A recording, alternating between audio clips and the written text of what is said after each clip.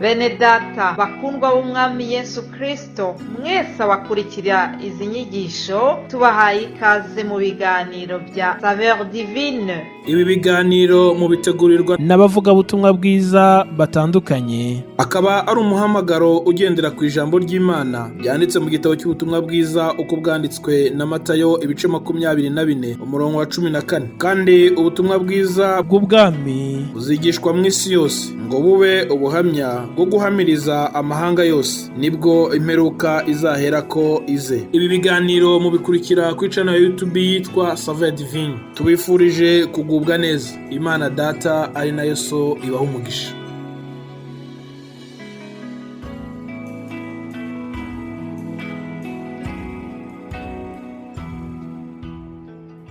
Shalom, shalom.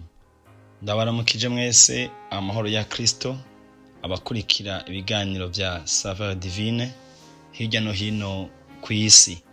Turashimira Imana se umwami wacu Yesu Kristo ko vy'ukuri Imana yabanye natwe. Ndizera yuko umwami Imana yabahaye kugira ibihe vyiza vya Noel aho muherereye hirya no hino. Imana ishimwe kandi vy'ukuri Imana ihabwa icubahiro.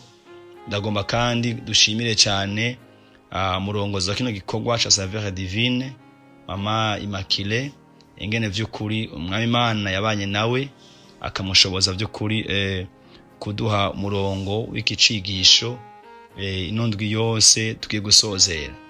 Nkuko rero mubizi mu biganiro bya SAVEUR divine turakora guhera ku wa mbere gushaka ku munsi wa gatanu, tugahagarika tugasura kandi gutangura gukora ku wundi munsi wa mbere. Turabashimira rero mwese mwakurikiye ibiganiro bya SAVEUR divine biremeshwa n'abakozi b'Imana batandukanye, bakunda Imana, bakunda ijambo ry'Imana, bakunda abantu, bakunda igikorwa c'Imana. Rero bose abakoze inondwi yose agaba ijambo ry'Imana, nukuri Imana ibasubirize aho bakuye, Imana ikomeze ibahezagire. No munsi rero dusozera icigisho tumazemwo indwi yose cyo kurabira hamwe icazanye Yesu Kristo umwana w'Imana ngaha ku isi. Mbere ko ninjira mu ijambo ry'Imana ry'uyu munsi yo gusozera inondwi, nago ndabibutse yuko muri kumwe na mwene so Pasteur NDUWIMANA Dieudonné. Rero uno munsi dusozera kino kiganiro kifatiye kumenya icazanye Yesu Kristo mu isi. Twarasomye kuri aya majambo ari muri Luka kigabane ca 4 uhere ku murongo wa 14 ushaka ku murongo wa 19. Maze Yesu asubira i Galilaya ari n'ubushobozi bwa mpwemu, inkuru yiwe ikwira mu gihugu cose kihakikuje. Yigishiriza mu masinagogi yabo, bose baramushima. Aja i Nazareti yo yakuriye. Ku munsi w'isabato yinjira mu isinagogi nk'uko yamenyereye, ava hasi ngo asome. Bamuha igitabo cy'abavugishwa n'Imana Yesaya, arakizingurura, abona ahantu handitswe ngo mpwemu uhoraho ari kuri jewe.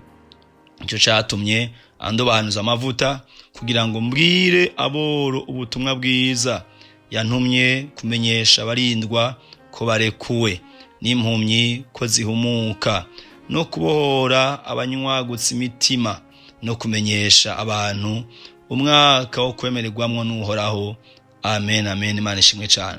Uno munsi dusoza kino kiganiro ngomba kuvuga ikindi cazanye Yesu Kristo ngaha mu isi. Yazanwe no guhumura amaso y'impumyi. Yazanwe no guhumura amaso y'impumyi. Haleluya. Iri jambo rikomeye cyane gose. Nagomba kwibutsa yuko vy'ukuri bene data, umuntu iyo ari impumyi ntaba ashobora kubona yari karavani yari karaja, ntaba ashoboye kwijana wenyene, abakeneye undi muntu kumbura mufasha gutambuka. Mwese murabizi. Hama nagomba bwino munsi iri jambo rivuga ikintu gikomeye cyane gose. Ndayibutsa yuko hariho ubwoko bubiri bw'ubuhumyi. Hariho ubuhumyi bw'umubiri twese tubona, hakaba n'ubuhumyi bwo mu buryo bw'impwemu. Ubuhumyi bwo mu buryo bw'impwemu, ubuhumyi bwo mu buryo bw'impwemu nabwo bumeze cyo kimwe n'ubuhumyi bwo mu buryo bw'umubiri. Uko iyo umuntu ahumye mu buryo bw'impwemu ntashobora kubona Imana, ntashobora kubona ibikorwa by'Imana, ntashobora kubona ivy'Imana ikora. Acabaho mu buzima ari kure y'amahoro, ari kure y'umunezero, ari kure y'ivyizigiro, ari kure vy'ukuri y'amasezerano y'Imana, kuko ntababona ivy'Imana ikora, ntababona hirya no hino ingene Imana igenda yigaragariza abayikunda. Rero uyo muntu akenshi aca bahatagira amahoro, atagira umunezero, atagira amashimwe, atagira n'ivyizigiro. Nagomba rero ndababwira no munsi bene data, twese biciye kuri Adamu twisanze twaronse umugabane w'icaha, wa kamere y'icaha. Biciye kuri Adamu umuntu wacu w'imbere, impwemu zacu zaratandukanijwe n'Imana, tuca tubaho tutagishobora kubona Imana, tuca tubaho tutagishobora kubona imirimo y'Imana, tuca tubaho tutagishobora gushimira Imana. Ariko muri rwa rukundo rutangaje rw'Imana, Imana ivyagiye ahera hayo mwijuru, yitegereza ukubaho kwa mwana w'umuntu, ibona ko umuntu vy'ukuri adashoboye kwikura muri ico kibazo. Imana imenya yuko umuntu vy'ukuri yacumuye, ariko kandi yuko atawundi ahari wo gushobora kumutabara no kumukurako ico caha, kugira ngo bikunde yongere abone ubwiza bw'Imana. Niho rero Imana yacu imaze kugira iyo mihigo n'iyo migambi mu mutima wayo, byatumye vy'ukuri irungika umwana wayo w'ikinege.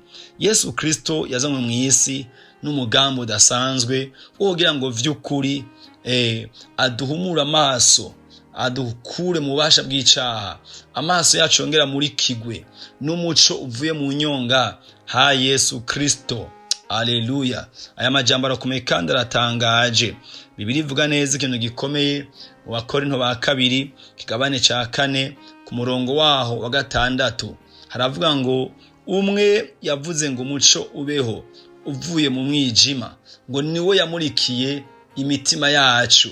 Haleluya! Rero bene data, turazi yuko Imana igihe yaza ku isi ubwa mbere yasanze isi yuzuye umwijima, isi yuzuye ingorane, isi yuzuye umwijima, ariko Imana avuga ngo reka habeho umuco. Umuco ucurarasa uvuye mu mwijima. Uko niko kandi Imana yacu nyene yatumye umwana wa Yesu Kristo, kuko mu mitima yacu hari huzuye umwijima. Yesu amaze kuza mu isi, bene data, niwe vy'ukuri yongeye kumurikira ubuzima bwacu. Gutyo tuva mu mwijima w'icaha, tuva mu mwijima w'ububasha bw'abadayimoni, tuva mu mwijima wo kwihebura, tugirwa bazima, twongera kubaho ku bwa Yesu Kristo. Ijambo ry'Imana nyene ndavuga mu Bakorinto ba 2:4 ku murongo wa 4 ngo bamwe Imana ya kino gihe yahumye amaso kugira ngo ntibizere. Satani nta kindi akora, agenda hirya no hino ahuma amaso abantu, ahindura abantu impumyi kugira ngo ntibabone Imana. Kuko umuntu yabonye Imana aca yishima, umuntu yabonye Imana aca yitazira, umuntu yabonye Imana aca abona ko kubaho kwe kose gukomoka kuri yo. Umuntu yabonye Imana amenya yuko vy'ukuri ibyo ari karacamwo vyose Imana ibizi. Umuntu yabonye Imana amenya ko yaremwe nayo. Umuntu yabonye Imana amenya yuko vy'ukuri Imana imufitiye umugambi. Umuntu yabonye Imana amenya yuko Imana ishoboye vyose, bigatuma vy'ukuri mu mutima wiwe ayizera, ayikunda, ayikibanza, ayikorera, ayishingira intahe. Rero bene data, mu izina rya Yesu Kristo, Yesu yaje mu isi kugira ngo adukure ko ubuhumyi bw'icaha. Mwese murazi inkuru ya Paulo ariko aragenda i Damasiko apfuhagirika, afise imihigo mibi yo kugira abigishwa ba Yesu Kristo nabi. Umuco uvuye mu nyonga ha Yesu uramurasira Paulo, ngo acagwa hasi. Byakunda ariko asubira kuvuga, ijwi yamubaza ati Paulo, Sauli, Sauli, mbega umpigira iki? Ngo nije Yesu uri kurahiga. Ngo acaramubwira ati bandanye i Damasiko ushike mu nzu y'umugabo witwa Yuda, aho uzobwirwa icyo gukora. Mu nyuma yaho Yesu Kristo yerekana Ananiya ngo aragenda musanga aho yarari Paulo, ngo aramusengera. Birivuga ngo musengeye ngo ibisa n'ibikaragashi bimuva ku maso. Amaso ya Paulo arahumuka. Amaso yamaze guhumuka n'izina cya rirahinduka, yitwa Sauli murabizi acitwa Paulo. Amaso amaze guhumuka yaratangaye, yasanze bwa bundi yahora agwanya ukuri, yahora agwanya Imana, yahora agwanya ishengero, yahora agwanya abera b'Imana. Rero Paulo amaze guhumuka niwe yaciye agendagenda mu isi yose, muri Aziya n'ahandi no mu banyamahanga, avuga ubutumwa bwiza. Imana ishimwe cyane. Bene data bakundwa mu kwiga bya SAVEUR divine, naho ndababwire yuko Yesu Kristo ararenze yatuma tuvuga bya Noeli tukagira amasape de Noeli n'ibinabiriya. Yesu yaje afise mission speciale, yaje kugira ngo aturibere, yaje kugira ngo aduhumura amaso, yaje kugira ngo adukure ko ibitambara ku maso, yaje kugira ngo adufashe kongera kubona Imana, kongera gukunda Imana, kongera gusubizwa hamwe n'Imana, yaje kugira ngo bikunde amaso yacu yahumishijwe n'ivyaha, yahumishijwe n'umwijima, yongera ahumuke mu izina rya Yesu. Rero ndasenga Imana ngo twese turi hano muri minsi ya Noel n'amabonane, amaso yacu vy'ukuri ahumuke. Tumaze guhumuka amaso, reka imitima yacu yuzura umunezero. Kubera iki? Amaze kuduhumura amaso, yaratumenyesheje ko uyu mwaka nuwo kwemererwamwo n'Uhoraho. Imana yaratwemeye, apana ko niko byiza twakoze, kubera Yesu Kristo niko igororotse yadukoreye. None mwere data ndasenga Imana ngo uherereye hose mu mutima wawe, umenye kwicaza Yesu Kristo mwisi, yaje kuguhumura amaso kugira ngo ubone Imana, uhimbaze Imana, utazira Imana, ukunda Imana, wizera Imana, b'umwana w'Imana. Haleluya. Rero ndasenga ngo mwemu w'Imana yera ahumura amaso yawe.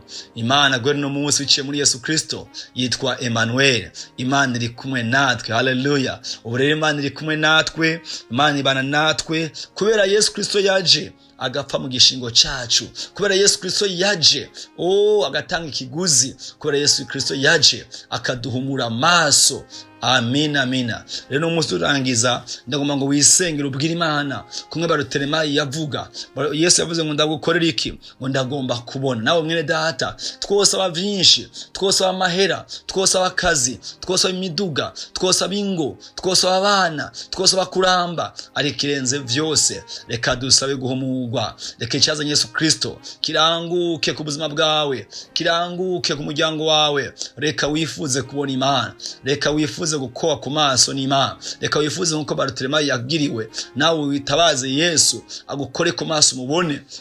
Ndakunda Imana, Imana igira neza. Iyo vy'ukuri ushoboye guhumuka amaso, ubona Imana mu buryo bushasha, ukayihimbaza, ukayitazira. Rero abadukurikiye mwese nondwi yose n'ukuri turabasengeye ngo amaso yanyahumuke, kuko Yesu Kristo yazanywe no guduhumura amaso yacu ngo twongere tubone Imana bugira kandi yazone kandi no kutumenyeshere kudutangariza umwaka wo kwemererwamwo n'Uhoraho. Kuva Yesu Kristo aje mwisi, Imana ntikiri Imana y'Abisirayeli gusa, Imana ni y'abizera bose. Aho uherereye hose mwene data, Imana yakuguriye umuryango wo kwizera. Reka amaso yahumuke kandi umenye ko aho umwaka wo kwemererwamwo n'Uhoraho mu izina rya Yesu Kristo. Gutyo ubone no gutanga umwaka mushasha wa 2024 wuzuye ishimwe, wuzuye amahoro, wuzuye umunezero, uzi yuko vy'ukuri Imana ikwemera. Mbere n'uyu mwaka 2024 ndiza nakikanya mu mutima wanje yuko Imana yarawumenye kuva kera kandi yarawuteguye mw'iviza vyinshi hejuru ubuzima bwawe n'umuryango wawe. Uhoraho abahezagire cyane, uhora abagire neza, amaso yacu akomeze guhumuka. Data turagushimiye ku mwanya mwiza, ndasanga umuntu wese akamviza ubutumwa bwiza umuhumura amaso kandi umuhishurire yuko no mwaka ari ukwemererwamo nawe. Kuveza je mwisi agapfa kazuka, twinjiye mu mwaka wo kwemererwamo n'Uhoraho. Mwami reka amaso y'umuntu wese yumvije ubutumwa bwiza ahumuke, nabo umwasi yahumye amaso, ndavuze ngo amaso ahumuke mu izina rya Yesu, kugira ngo umuco uvuye mu nyonga ha Yesu Kristo wamurikire, bakubone, baguhimbaze, bagutazire, bakubahe, bagushime ukuri umwami w'abami. Mwami urakoze rero, mwami turasengeye abadukurikira bose, uzohe mwami kusozera umwaka neza kubw'icyo uhoramana uhambaye. Ubashirike ikiganza cawe, ubarinde wa mubi kubwami n'ubushobozi ari ivyawe. Ukomeze umurimo wa SAVEUR divine, ukomeze umurongozi wacu Immaculée, ukomeze umwishure mu buryo butangaje, umuzigame we n'umuryango we wose, twese n'abavuga butumwa bose bo muri kino gikorwa, ukomeze usiga amavuta mashasha, icyo ukomeze kubicawe mu izina rya Yesu Kristo. Amen. Yesu abahezagire cyane.